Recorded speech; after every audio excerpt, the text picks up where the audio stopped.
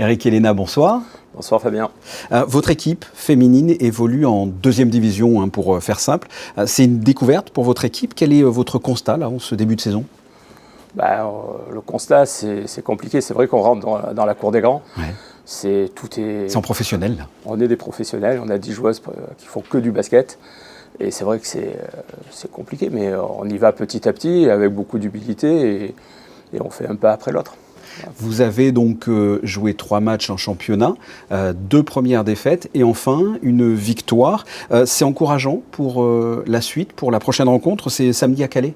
C'est samedi à Calais. Alors oui, pour revenir, c'est encourageant. Ouais. On a perdu les 2 premiers matchs, mais c'est vrai que ça s'est joué à pas grand-chose. Donc on avait déjà fait le constat qu'on était dans le coup. Je veux dire, après battre Mondeville, qui est le plus gros budget, qui est l'équipe annoncée, qui est arrivée à Monaco invaincue, et ça, c'est sûr que c'est une grosse perf.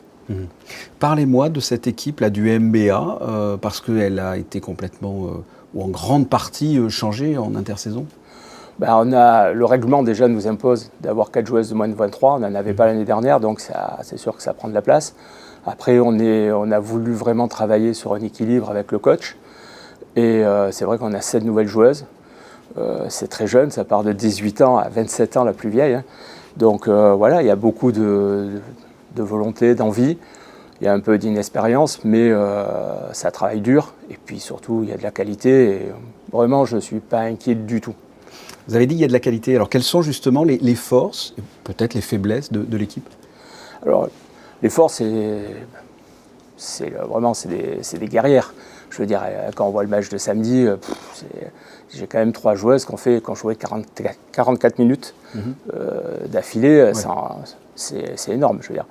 Et après, les faiblesses, c'est notre manque d'expérience. On essaye avec le coach, mais ça se passe bien. En réalité, c'est une faiblesse, mais on est en train de vraiment améliorer la chose et je suis confiant pour l'avenir. Avec la sœur d'un joueur que toute la NBA s'arrache, c'est Victor Wembanyama. C'est original d'avoir sa sœur comme ça dans l'équipe. Alors, c'était pas voulu, c'était pas... Ouais. Eve, c'est pas un coup de com'. C'est pas un coup de com', non. Eve, c'est une excellente joueuse.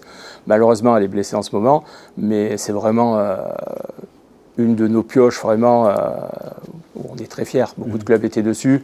Elle est blessée en ce moment, mais elle a joué. Elle a joué le premier match. Ouais. Elle a fait un gros match, 10 rebonds, je crois 14 points, un truc comme ça. Très très bonne joueuse et surtout très belle personne. Voilà. C'est un peu aussi ce qu'on a refait cette année, c'est que vraiment on a mis des personnes qui viennent, qui respectent beaucoup de choses. Et Eve fait partie de ces joueuses d'avenir qui va certainement un jour s'installer en équipe de France et qui va... c'est l'avenir, comme son frère. L'objectif, très concrètement, c'est le maintien, c'est un peu plus, c'est beaucoup plus. Alors l'objectif, c'est d'en laisser 2 derrière nous pour être encore en Ligue 2 l'année prochaine. Ouais. Maintenant, on a fait un bon coup en Coupe de France en sortant Charnay, qui est la grosse équipe de Ligue 2. Là, on reçoit Toulouse mardi. Bon, c'est de la Ligue, je pense que ça va être très très dur, mais on va y aller.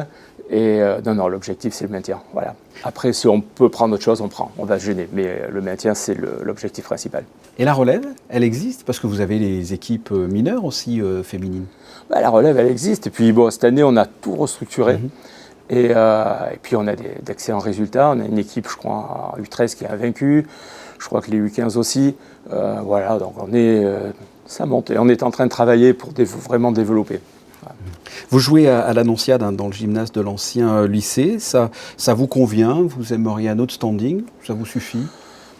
Aujourd'hui, je pense qu'il faut... c'est sûr qu'on voudrait jouer dans une salle un peu plus adaptée à notre statut, sans être prétentieux. Mais aujourd'hui, on a quand même conscience qu'on est à Monaco, 2 km². Il n'y a pas des gymnases partout. Donc, on fait des efforts. On essaye de l'embellir le maximum. C'est vrai qu'un parquet serait extraordinaire parce que c'est vrai que le sol est très dur. Et toutes les équipes qui viennent nous font la remarque. Et donc c'est peut-être stratégique de le garder en fait. Oui, c'est sûr qu'elles ne sont pas à l'habitude de jouer dans des sols aussi durs. Mais après, aujourd'hui, on est à Monaco. Je veux dire, on nous a aidés, on nous aide. Et et on va essayer d'améliorer. Et j'espère qu'un jour, on aura un gymnase qui est digne de ce nom. Oui, en tout cas, avec une chaude ambiance chaque match. Ah, ça c'est sûr. Même contre Mondeville, c'était les vacances. Je pensais qu'il n'y allait pas avoir beaucoup de monde. La salle était pleine. Et puis c'est vrai qu'on est souvent... il y a le feu dedans. Moi j'appelle ça le petit beau blanc monégasque, mais c'est vrai qu'il y a du bruit.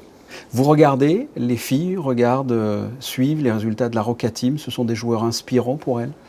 Oui, bien sûr. De toute façon, on parle, je vous dis sérieusement, quand on est en déplacement, on parle que basket. Ouais. Donc on regarde le Roca Team, on regarde ce qui se passe en Euroleague, en championnat de France, à l'étranger.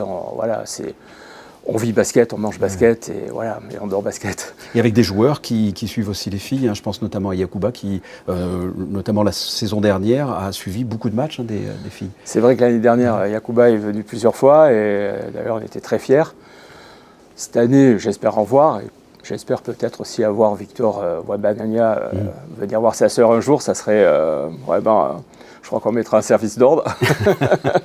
Mais non, mais voilà. Je crois qu'il y a une communauté basket et on est tous passionnés pour le même sport. Et c'est vrai que voilà, nous, dès qu'on peut, on va voir le Roca Team. Et eux, voilà, de temps en temps, ils viennent nous voir aussi. On est très, très heureux en tout cas. On va peut-être finir sur une pointe de tristesse, hein. On a appris le décès hier, hein, d'un pilier du club, Frédéric Boero, qui faisait notamment les tables de marque. J'imagine que vous avez une pensée pour lui. Fred, vous avez dit le bon mot, c'était le pilier. C'est vraiment un pilier du club. C'est quelqu'un qui est là depuis le début, qui travaille et qui a travaillé énormément. Il fait partie de ces dirigeants avec qui on a construit cette échelle pour monter le club le plus haut possible. Et aujourd'hui, il nous laisse un grand vide, non seulement chez nous, mais je pense dans le basket de toute la région, parce qu'il était aussi bien à la salle Gaston Médecin qu'à Roquebrune, qu'à Golf. Voilà. Et aujourd'hui, voilà, moi, j'ai une grosse pensée pour Annick, sa femme, et Alex et Virginie, ses enfants. Et voilà, il nous laissera vraiment un grand vide. Ça ne sera jamais plus pareil. C'est là-dessus qu'on se quitte. Merci Eric et Léna. Merci beaucoup.